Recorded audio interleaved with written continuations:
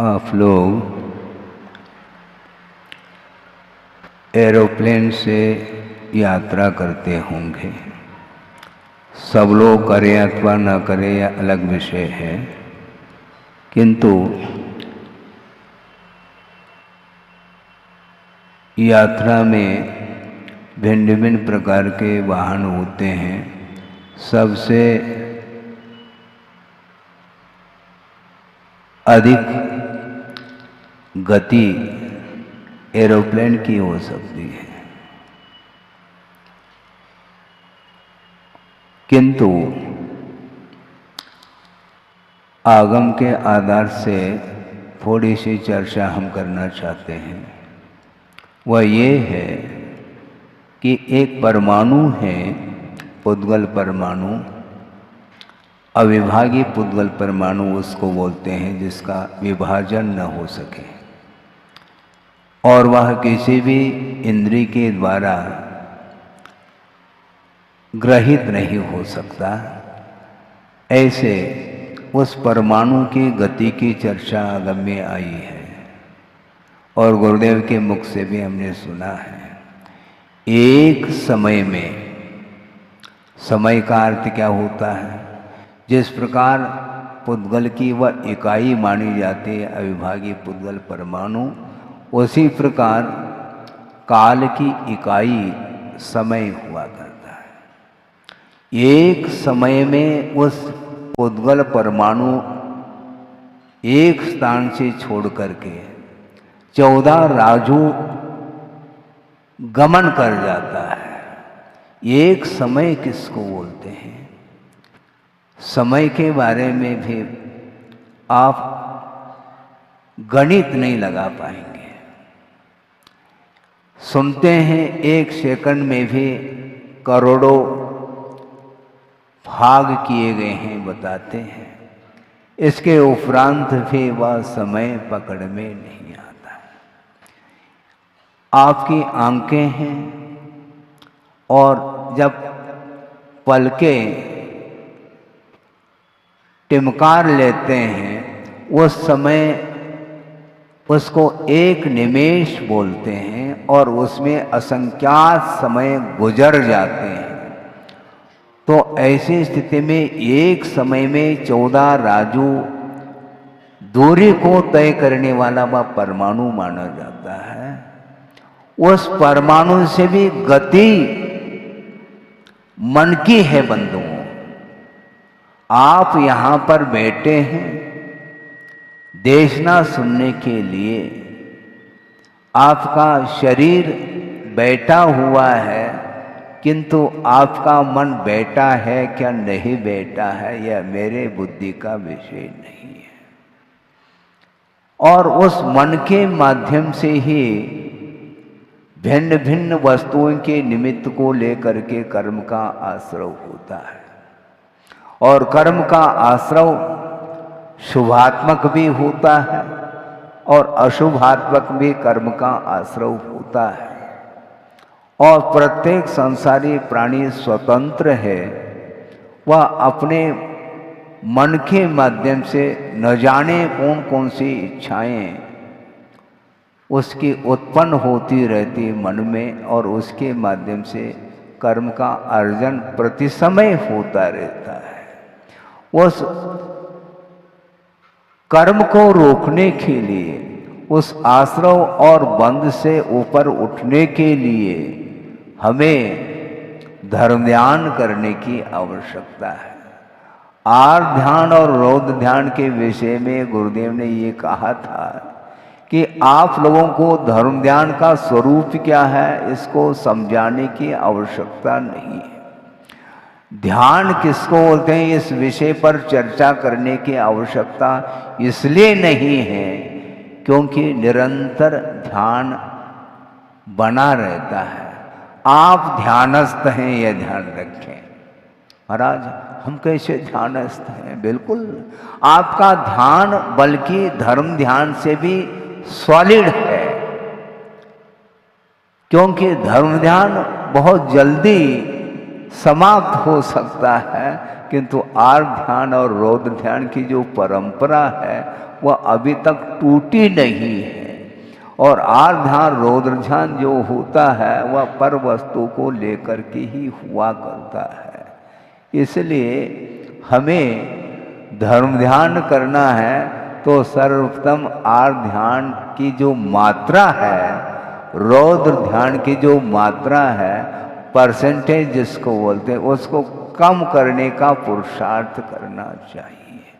पूर्ण रूप से आर्ध ध्यान और रौद्र ध्यान से गृहस्थ ऊपर नहीं उठ पाता, यह अलग वस्तु है, किंतु उसमें कमी लाई जा सकती है। टेम्परेचर है, मान लो किसी को बुखार जिसको बोलते हैं, 105 डिग्री बुखार, 6 डिग्री बुखार है, तो वह अनकॉन्शियस की ओर चला जाता है, होश उसके उड़ जाते हैं। और धीरे धीरे मान लो टेम्परेचर यदि डाउन की ओर हो जाता है तो पूछते हैं क्यों, कैसा महसूस करते हैं, बुखार कैसा है? बुखार नॉर्मल तो नहीं हुआ, लेकिन घट रहा है। और धीरे धीरे जैसे जैसे टेम्परेचर में कमी आती है तो वह अपने आप को क्या महसूस करता है, थोड़ा रिलीफ अनुभव होता है उसको। लेकिन ये ध्यान रखो, आपको बुखार है क्या? नहीं, अभी एट प्रेजेंट है, पूछने से बताने लगे, क्योंकि महाराज जी ने पूछा इसका अर्थ, तो इसमें कोई रहस्य तो होना चाहिए। आप सबको बुखार है, थर्मामीटर से नापेंगे, मान लो उसमें 97-98 बुखार आएगा, वो बुखार है क्या? नहीं। यदि वह भी डाउन हो जाए तो मुश्किल हो जाएगा। टेम्परेचर के बिना आप जी भी नहीं सकते, और टेम्परेचर मान लो हाई टेम्परेचर हो जाए तो उस समय भी आपकी स्थिति बहुत, आप मुश्किल में आ जाएंगे। वो इसी प्रकार मन के माध्यम से, मन इतना तपा हुआ है, संतप्त है, और उसके माध्यम से कर्म का आश्रव प्रति समय होता रहता है। महाराज उस प्रकार के कर्म के आश्रव को रोकने के लिए कोई उपाय है क्या? पूर्णायु में है, हाँ, पूर्णायु में बिल्कुल उपाय है। इसलिए गुरुदेव ने उस प्रकल्प को सामने रखा है। एलोपैथी के माध्यम से, अन्य बहुत सारे पैथी हो सकती हैं, उसके माध्यम से भी रोग मुक्त होने के लिए आप ट्रीटमेंट लेते हैं, मेडिसिन आदि ले लेते हैं, किंतु उससे भी अच्छा मेडिसिन तो आयुर्वेदिक है। और आयुर्वेदिक के साथ साथ एक नेचुरोपैथी भी है, और नेचुरोपैथी में भी वही चिकित्सा होती है। मान लो किसी को वात का प्रकोप हो गया है, पित्त का प्रकोप हो गया है, कफ प्रकोपित हुआ है, तो उसका भी ट्रीटमेंट हो जाता है आयुर्वेदिक और साथ साथ नेचुरोपैथी के माध्यम से। और नेचुरोपैथी में जब चिकित्सा होती है उस समय हमने देखा है कि लगभग 2 मिनट के लिए गर्म पट्टी रखी जाती है और 1-आध मिनट के लिए ठंडी पट्टी भी रखी जाती है। निरंतर गर्म पट्टी का प्रयोग करेंगे तो भी ठीक नहीं माना जाता है, और लगातार ठंडी पट्टी का भी यदि मान लो प्रयोग करते हैं तो निश्चित रूप से डाइजेशन जिसको बोलते हैं, जठराग्नि मंद होती चली जाती है। इसलिए आचार्य कभी कभी आप लोगों के लिए गर्म पट्टी का प्रयोग करते हैं, कभी कभी ठंडी पट्टी का भी प्रयोग करते हैं, और होना चाहिए। यदि आप सोने लग जाएंगे तो गर्म पट्टी की आवश्यकता है, यदि नहीं सोते हैं तो बहुत अच्छी बात है, ठंडी पट्टी के माध्यम से ट्रीटमेंट हो जाएगा। इसलिए हम ये कहना चाहते हैं, आप बैठे हैं प्रभु के समीप, मंदिर में भी आप बैठे हैं, पूजन अर्चना आदि आप कर रहे हैं, किंतु उस समय आपका मन भी वही होना चाहिए, क्योंकि मन की गति के बारे में अभी आपके सामने बात रखी। एक समय में वह 14 राजू पार कर जाएगा। कहाँ कहाँ पर घूम करके आता है कोई पता नहीं। और गुरुदेव ने उस मन के लिए श्वान की उपमा दी गई, उन्होंने दी है। हाँ, और आपने पढ़ा होगा वह प्रसंग। सबसे पहले गुरुदेव ने 99 शतक की रचना की है। आचार्य ज्ञान सागर जी महाराज जब थे उस समय उनके रहते हुए ही आचार्य महाराज ने सर्वप्रथम उनकी एक कृति 99 शतक, और उसमें उन्होंने मन की विशेषता को लेकर के कुछ भाव रखा है, वह आपके सामने रख रहा हूँ। वो पंक्ति हिंदी में है, और देखो कन्नड़ भाषा भाषी होते हुए भी भाषा में प्रांजलता देखो, परिष्कृत भाषा में वो पंक्ति लिख रहे हैं।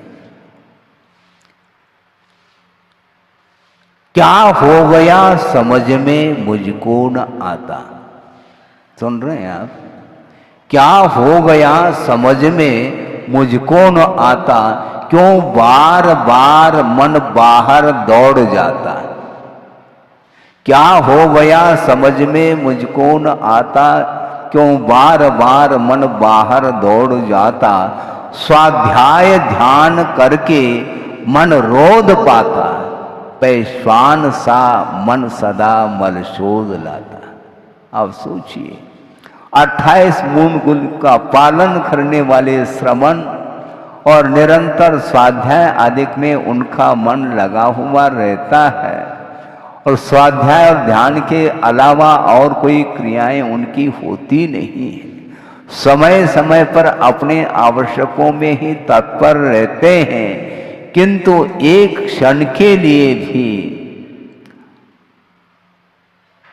उन आवश्यकों से ऊपर उठ जाते हैं तो निश्चित रूप से मन वहीं पर चला जाता है जहां पर जाना चाहिए। एक सज्जन आए मेरे पास, महाराज हमें आश्चर्य लगता है, आपको दीक्षित होकर के लगभग 40-45 साल हो गए होंगे।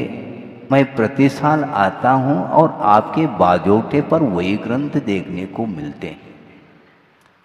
आप स्वाध्याय अभी भी पूर्ण नहीं कर पाए क्या? ग्रंथ अभी भी पूर्ण नहीं हुआ क्या? ग्रंथ तो पूर्ण हो अथवा न हो, किंतु मन ग्रंथि की ओर न जाए।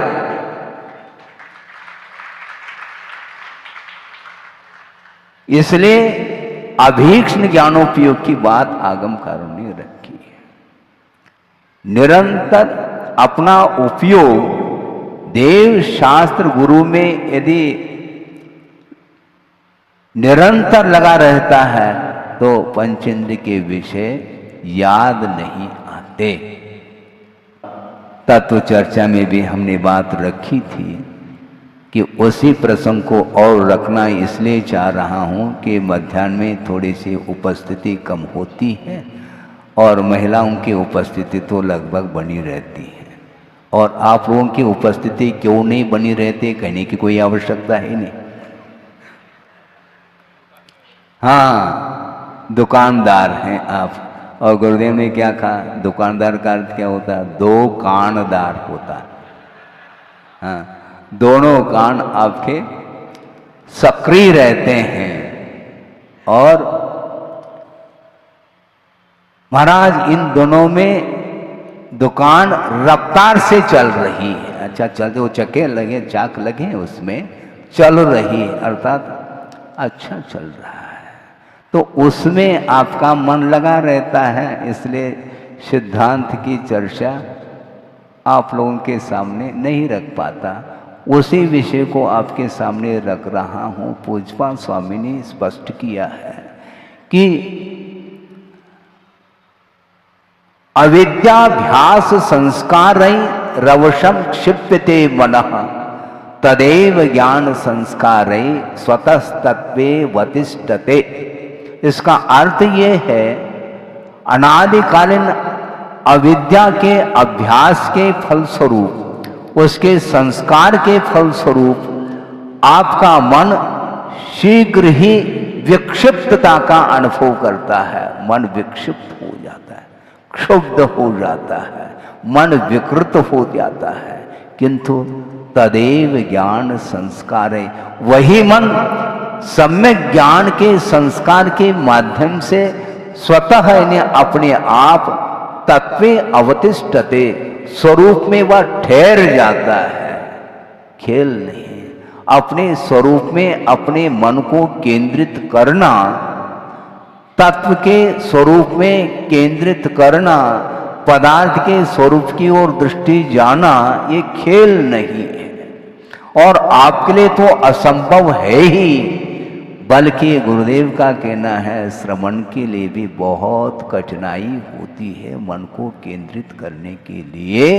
इसलिए वो हमेशा एकांत में ही रहना पसंद करते हैं। महाराज, आप तो जबलपुर बीच सेंटर में बैठे हैं, आपको एकांत कैसा महसूस होता होगा? है बड़े बाबा के चरणों में तो एकांत महसूस हो सकता है, और उसमें भी भीड़ वहाँ पर भी आती है, तो अन्यत्र जा कर के एकांत का अनुभव कर सकते हैं। महाराज, यहाँ पर कैसे करते होंगे आप? यही तो कला सिखाई है गुरुदेव ने, भीड़ में रहो, भीड़ में रहो, किंतु प्रभावित नहीं होना चाहिए। और जगत को शून्य करने की यदि कोई कला है तो अपनी दृष्टि को नासाग्र पर रखेंगे तो निश्चित रूप से वह कमानियां भी वो दिखाई थोड़ी देगा। कमानिया गेट हम आंखें खोलते हैं तो सामने व्यक्ति दिखाई पड़ते हैं। देखने में आना अलग वस्तु और देखना अलग वस्तु, इन दोनों में भी अंतर है। सभा देखने में आ रही है, किंतु हमारा कोई उपयोग उस ओर नहीं है। देखने में आ रही, गौर करने का नाम विशेष आकर्षण है। आप लोग देखते नहीं, मुड़ मुड़ करके देखते हैं, इसका अर्थ आप गौर करना चाहते हैं। सड़क से मान लो आप जा रहे हैं, कोई करोड़पति हो अथवा अरबपति हो, चौपात पर यदि मान लो हरा हरा का अर्थ क्या? कोई पेड़ का पत्ता नहीं, हरा कोई नोट देखने में आ जाए तो मान लो पैरालिसिस भी है तो वह झुक करके ले लेता है। कमर में दर्द भी क्यों ना हो, उसको झुक करके वह उसको ले करके इधर उधर देख करके वहां से रवाना हो जाता है। वस्तुतः वह नोट क्या वस्तु है, हम पूछना चाहते हैं। कागज से और क्या ज्यादा उसमें, मुझे बताओ क्या है? वो कागज ही तो है, लेकिन आपकी दृष्टि में वह कागज नहीं है। वीतरागी की दृष्टि में वह बिल्कुल कागज है। इसी को बोलते हैं वस्तु वही है, किंतु एक के लिए आश्रव अथवा बंध के लिए कारण सिद्ध हो रहा है वह नोट, और वही नोट वीतरागी के लिए कोई सामान्य वस्तु है, उसमें कोई भी अंतर नहीं है। सम्यक दृष्टि के दृष्टि में सोने की गिट्टी और मिट्टी, इन दोनों में इक्वलिटी होती है, लेकिन कौन सा सम्यक दृष्टि है, इसको और सोचने की आवश्यकता है। हमने बहुत पहले बुंदेलखंड की कहावत उक्ति पड़ी थी वह आपके सामने रख रहा हूं। चक्रवर्ती की संपदा, सुन रहे हैं? चक्रवर्ती की संपदा इंद्र सरी की भोग, काक बीट सम गिनत है सम्यक दृष्टि लोग। लेकिन यह उक्ति सबके लिए लागू नहीं हो सकती। आप जितने भी सभा में बैठे हैं उन सबको मैं सम्यक दृष्टि घोषित कर रहा हूं और है बिल्कुल ठीक है, किंतु सराग सम्यक दृष्टि अलग है और वीतराग सम्यक दृष्टि अलग है। पंचेंद्र के जो विषय हैं वे सारे के सारे निर्जरा के लिए कारण है। इस प्रकार कुंद कुंद देव ने समाचार ग्रंथ में उल्लेखित किया है। सम्यक दृष्टि का भोग निर्जरा के लिए कारण। महाराज हम भी तो सम्यक दृष्टि हैं, आपने ये घोषणा करी है, बिल्कुल ठीक है, किंतु वह सम्यक दर्शन सराग सम्यक दर्शन भी होता है और वीतराग सम्यक दर्शन भी होता है। और वीतराग सम्यक दृष्टि के लिए ही सारे सारे पदार्थ निर्जरा के लिए कारण बन जाते हैं। इंद्रियों के माध्यम से उन पदार्थों का अवलोकन हो जाता है, इसके बाद भी राग का अभाव होने के कारण, वीतराग दशा होने के कारण कर्म का बंध नहीं होता, बल्कि उस पदार्थ के निमित्त को लेकर के भी वो निर्जरा ही करते चले जाते हैं। अद्भुत है यह विषय। मन को कितना संयत बनाया होगा। बिना मन को संयत बनाए उन पर पदार्थों से ऊपर उठना बहुत कठिन काम है। बल्कि यहां तक कहते हैं आचार्य, श्रवण के लिए भी सचेत करा रहे हैं, सावधान रहो। किसको बोल रहे हैं? आप लोगों के लिए नहीं, श्रवण के लिए कह रहे हैं। तुम श्रवण तो बने हो, किंतु सावधान रहो। क्यों? प्राथमिक भूमिका है तुम्हारी। निरंतर साधना करते करते करते जब उसमें प्रौढ़ता आती है तो वह किसी भी वस्तु को वह ध्यान का विषय बना सकता है। कोई कंडीशन नहीं है कि पंच परमेष्टि का ही आलम्बन लेना चाहिए, ध्यान का विषय बनाना चाहिए, कोई कंडीशन नहीं है।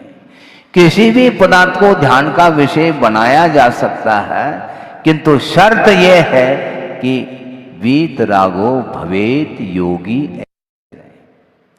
योगी बन गया है, किंतु वीतरागता यदि है तो कोई भी पदार्थ उसके लिए ध्यान के विषय बन सकते हैं। क्योंकि ज्ञेय भी होता है, हेय भी होता है और उपादेय भी होता है। ये तीन हैं। ये हेय का अर्थ छोड़ने योग्य पदार्थ माने जाते हैं, जो कि पंचेंद्रिय के विषय माने जाते हैं। और उपादेय का अर्थ ग्रहण करने योग्य जो पदार्थ है वह शुद्ध परमात्मा तत्व पदार्थ माना जाता है। शुद्ध परमात्मा जो तत्व है वही ग्रहण करने योग्य है। और उस शुद्ध परमात्मा तत्व को प्राप्त करने के लिए जो साधन है पंच परमेष्टि, उनको साधन के रूप में अंगीकार किया है। इसलिए प्रारंभिक अवस्था में श्रमण भी पंच परमेष्टि की ही आराधना करते रहते हैं, अपने मन को केंद्रित करते हैं।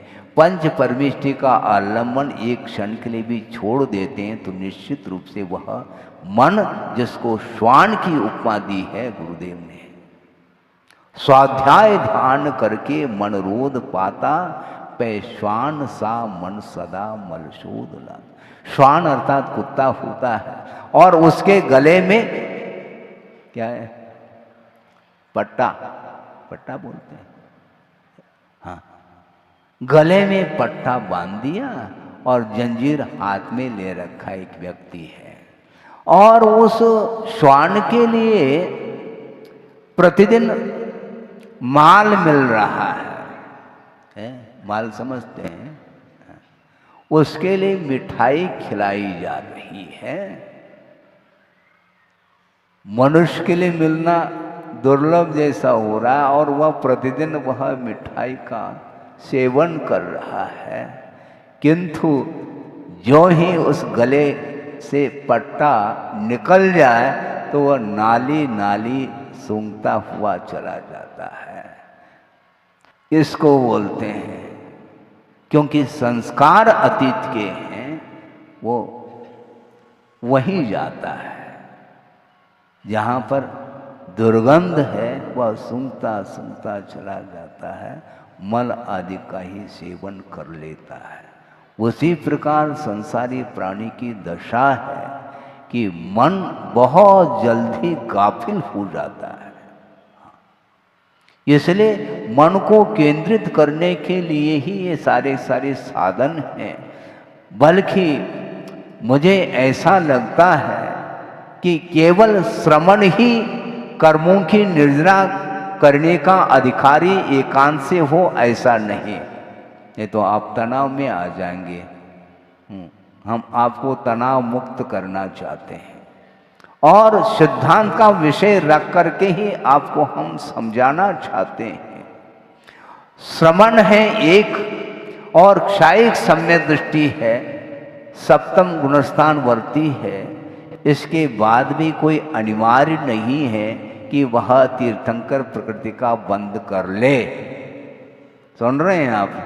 किंतु एक सामान्य श्रावक सम्यक दृष्टि, सराग सम्यक दृष्टि है और उसमें भी क्षोभम सम्यक दर्शन है और वह केवली श्रुत केवली के पाद मूल में वह तीर्थंकर प्रकृति का बंद कर रहा है। महाराज तो आपसे भी हम बड़े हो गए हैं, कथनचित हैं, इसमें क्या दिक्कत है?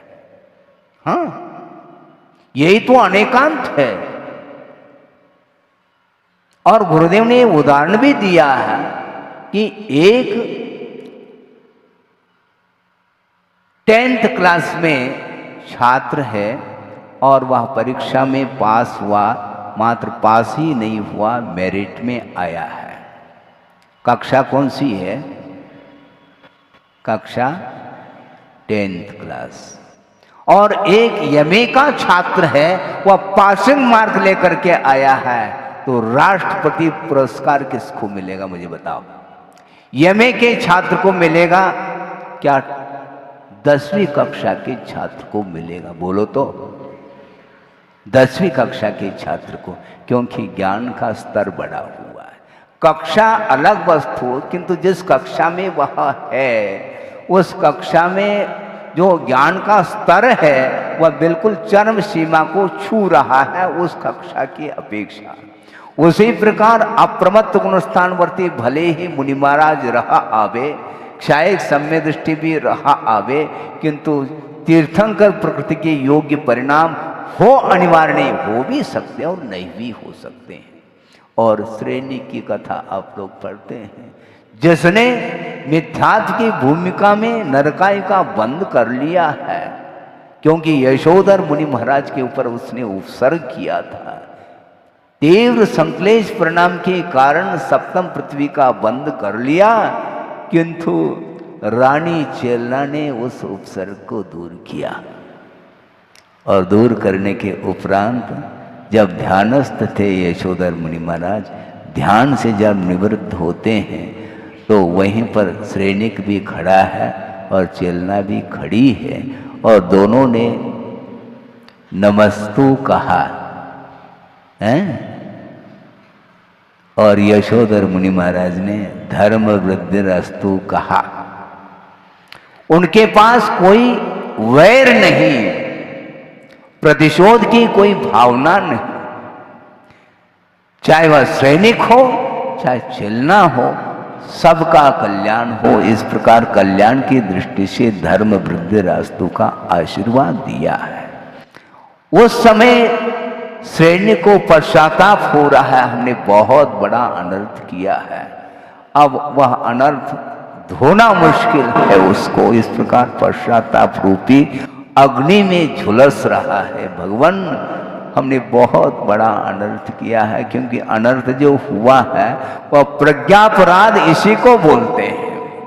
बुद्धि काम नहीं कर रही उसकी, इसलिए इसी को बोलते हैं प्रज्ञा का अपराध। ज्ञान होते हुए भी वह ज्ञान काम नहीं कर रहा है और उसने उपसर्ग किया है और वह सोचता है कि अब क्या होगा। एक क्षण के लिए जो उपसर्ग का परिणाम हुआ, उसका परिणाम कितने काल तक भोगना पड़ेगा। सप्तम पृथ्वी का बंद किया, 33 सागर की आयु है बंधुओं। सागर अर्थात वो सागर नहीं है। दुकान बंद करने को होते हैं उस समय मान लो आप गिन रहे हैं राशि को, और मान लो एक पाई भी यदि मान लो इधर का उधर हो जाता है, तो ऐसा क्यों हो रहा है? समस्या खड़ी हो रही है। एक पाई भी यदि कम है तो कम क्यों? वहां पर व्यक्त ही दिखता है, व्यक्त नहीं दिखता। व्यक्त अर्थात ज्ञान वहां पर काम नहीं करता। वित्त का अर्थ धन भी होता है और वित्त का अर्थ सम्यक ज्ञान भी होता है। उस समय वित्त ही वित्त देखने में आता है। वित्त अर्थात ज्ञान काम नहीं करता, क्योंकि वहां का वातावरण ही इस प्रकार का है। कोई बाधा नहीं, आप कमाओ ठीक, कोई बाधा नहीं, किंतु जो कुछ भी राशि अपने लिए आवश्यक है उसको रख करके और जो कुछ भी शेष वित्त है उसका सदुपयोग करना चाहिए। शास्त्र के प्रकाशन में, जिनालय के निर्माण में, और गुरुदेव ने जो पूर्णायु सामने रखा है चिकित्सालय के क्षेत्र में, शिक्षा के क्षेत्र में, दया के क्षेत्र में, उस वित्त का यदि सदुपयोग होता है फिर कहना ही क्या है। इसलिए आप ज्यादा विकल्प नहीं करना। आप गृहस्थ जरूर हैं, किंतु एक श्रवण से भी ज्यादा किसी विवक्षा से आप ऊपर उठे हुए हैं, इसमें कोई दो राय नहीं।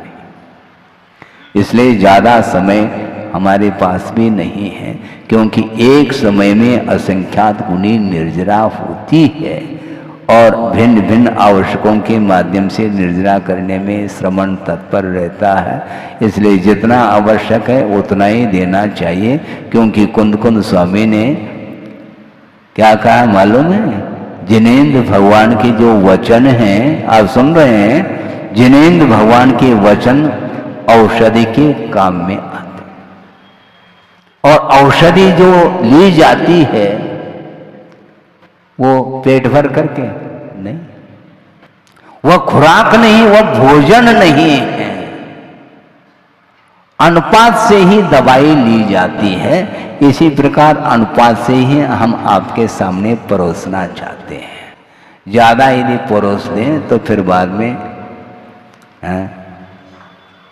उसका उपयोग होना चाहिए। ज्ञान का उपयोग करिए, वित्त का उपयोग करिए, अपने शारीरिक बल का भी उपयोग करिए। मन से, वचन से और कायिक चेष्टा के माध्यम से शुभात्मक जो कर्म का आश्रव है वह हमारे लिए हानिकारक नहीं, क्योंकि तीर्थंकर प्रकृति जैसे सात से पुण्य का जो आश्रव या बंद करने का जो अवसर आता है वह गृहस्थ को भी आ सकता है। शर्त है सम्यक दृष्टि होना चाहिए।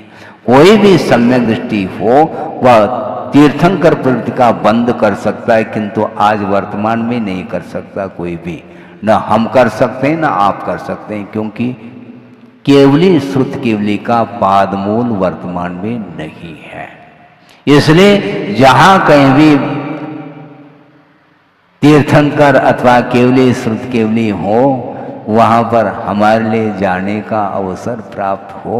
बल्कि गुरुदेव का ये कहना है, मुझे तीर्थंकर बनने का कोई विकल्प नहीं, किंतु तीर्थंकर के समोषण में किसी कोने में मुझे स्थान मिल जाए हमें पर्याप्त है, क्योंकि हमें मोक्ष प्राप्त करना है। और तीर्थंकर बिना बने भी मुक्ति मिल सकती, कोई बाधा थोड़ी है। और तीर्थंकर जो बनते हैं उनके माध्यम से विश्व का कल्याण हो सकता है, होता है, किंतु हमारा कल्याण तो हो जाए कम से कम, फिर बाद में विश्व कल्याण करने की क्षमता हमारे अंदर हो तो होता चला जाएगा। बल्कि यहाँ तक कहते हैं आचार्य तीर्थंकर भी आ जाए, किंतु आपके अंदर यदि रुचि नहीं है तो वह कार्य संपादित नहीं होने वाला है। इसलिए संक्षेप में मैं इतना ही कहना चाहता हूँ, मन की गति को आप ध्यान में रखेंगे और अपने आपके मन को संयत बनाने का पुरुषार्थ करेंगे, उसी के माध्यम से संसार का विच्छेद हो सकता है। हो इस पवित्र भावना के साथ। अहिंसा परमो धर्म की जय।